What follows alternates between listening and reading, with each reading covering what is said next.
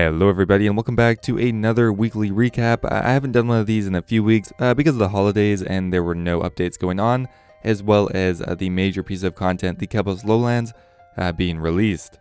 But we are back. Anyway guys, I hope you enjoy and let's get started. To begin with here, we have had one content update this week, and that is some Kebos graphical changes and other fixes, so a pretty small update this week. First up here, the Brimstone boots have been updated to look a lot more like boots, which I agree they'll look much better now. The Ferocious gloves now actually covers the player's hands when they wear them, as most gloves do. The graphic for seed boxes given with farming contracts has now been updated as well. Now, most people really like the Farming Guild. One small issue they were having with it was that the Farming Guild doors can only interact with one person at once. This was creating a bit of a bottleneck, however now they have fixed it. It now uses a barrier-like system. Next up here we have a few changes to the mulch fishing area. The golden trench has been nerfed. Really it wasn't a weapon to begin with, but the negative stats that all fun weapons usually have been added to the golden trench to ensure safe slapping all around. So a few items are having their high alch value reduced. Now the justification for this is high alch value shouldn't dictate the value of an item unless it is specifically used as a high alchemy drop, for example rune plate bodies or rune plate legs. Avoiding this prevents excess gold coming into the game. So because of this, they're reducing the high alch value on certain items. The broken dragon hasta is going down to around 37k, the dragon hasta is going also down to 37k, the Dragon Hunter Lance is going to 180k, the Drake Claw to 60k, the Hydro Claw to 90k, the Hydra Heart to 60k, the Hydra Eye to 60k, the Hydra Fang to 60k, the Hydra Leather to 60k, and the Ferocious Gloves to 60k as well. Now I'm pretty sure a few of these items had already hit the previous high alch mark, so I'm assuming a lot of these items are going to drop a lot because they are very commonly dropped by the alchemical Hydra. On top of this, there's quite a few bug fixes, quality of life changes, and just minor changes to the Kebos Lowlands and other updates. Now on top of one content update, we did receive a poll blog for the Kebos Lowland changes, and there's some pretty important stuff in here. So to begin with here, the Konar's loot table is not going to be changed in this poll yet. They want to gather some player feedback and create a new drop table for Konar that is based on the player feedback.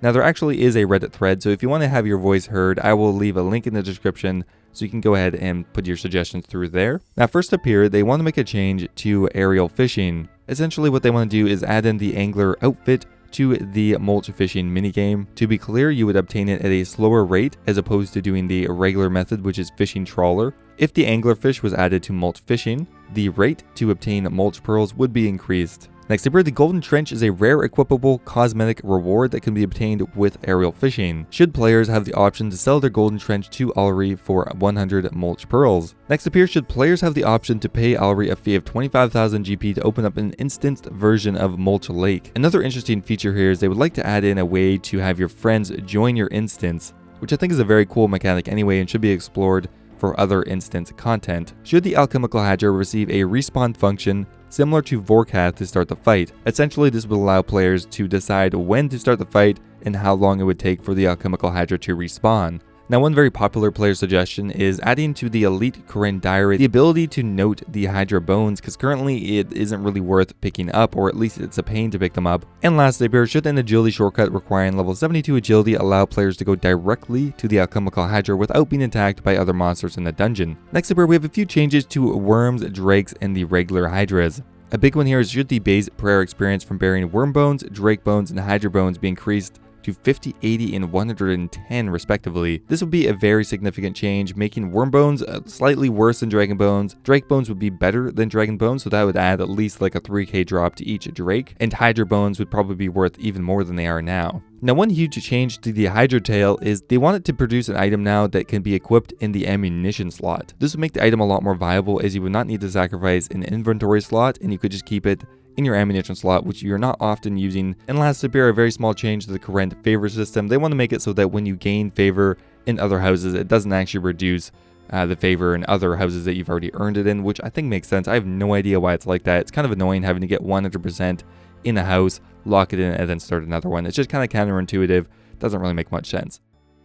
Okay, so now I'm going to go over a bit of news related to the community that is not necessarily content updates, and one of the updates I've been waiting for so long is the 1.5.7 release of Runelite. With this, we see the introduction of a Skybox plugin. A Skybox is a plugin that can actually change the background of the color. Right now it's just a black void. However, the Skybox interactively changes the color of the sky based on what location you are in RuneScape, so it'll be a light blue for a lot of it, In swamps, it'll be like a dark green. And on top of this, in the GPU plugin, it now supports the option to draw fog onto your screen. This will greatly help with immersion, as you will no longer see just an end to the world. It'll kind of look like it goes on infinitely. It makes the game way more cinematic, immersive, and just generally way better, so thank you so much. Now on top of that, today we received the 1.5.8 release of Runelite. Now the main change here, the ground item plugin now has an option to combine identical items on the ground to condense the menu. For example, instead of displaying sharks 20 times, it'll display sharks times 20, and it'll actually reduce the amount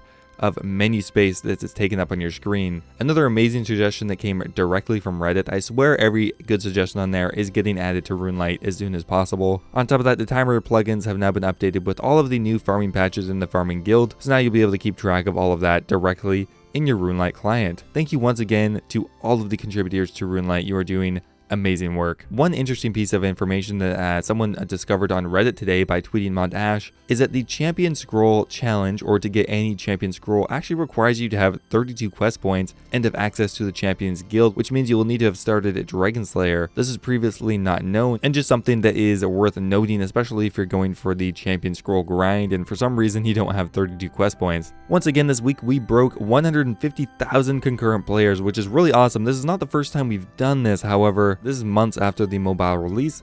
Now this is probably due to the new Kebos Lowland update, but still really amazing to see 150k players is really astounding. Another few interesting stories is Sick Nerd got a 35k pound Bitcoin donation, so it was like 4 or 5 Bitcoin, which ended up being legitimate because there's no way to refund Bitcoins after they've been transferred. Congrats to Sick Nerd, that is really awesome for him. Hopefully goes out and buys himself something nice. Next up here, a Hardcore Ironman has actually received a Grazier Rapier.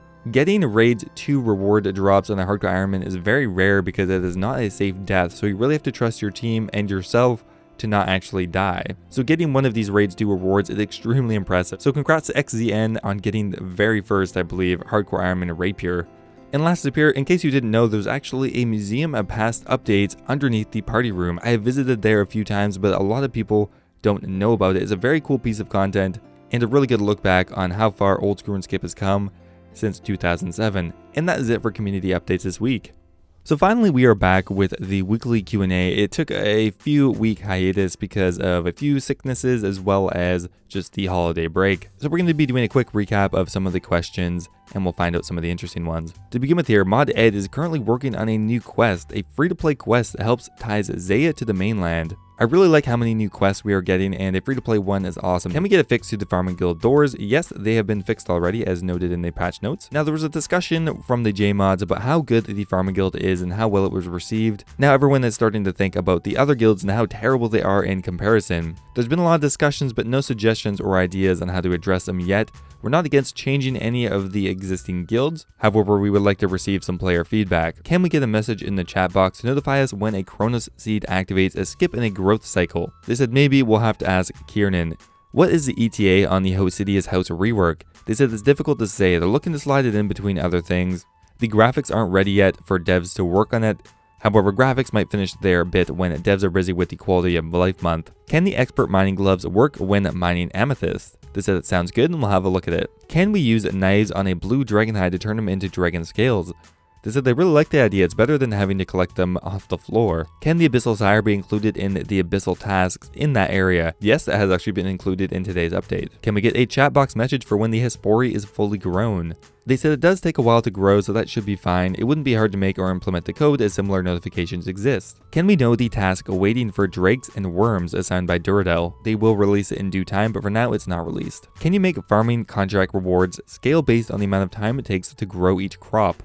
Currently, it's a bit overpowered that a magic tree gives the same reward as a watermelon. If players want it, we can surely balance it. Mod Ed made the system, so we'll have to discuss it with him. Is it possible for the Guildmaster Jane to tell you how many of each contract you completed? It would be nice to know how many easy, medium, hard, etc. have been completed. They are not tracking it. If they changed it in the future, it would all reset. Can we buff the Dragon Hunter Lance? They said they'll be discussing this tomorrow. It's not a weak weapon currently. It has its uses, rune dragons, etc. We want to wait a bit to see how it comes into use. There was a straw poll to see if it should be buffed. 7% said it should be nerfed, 30% said leave it as is, and 56% said buff it. Can the Dragon Hunter Lance have a 2 square attack range like a halberd? No.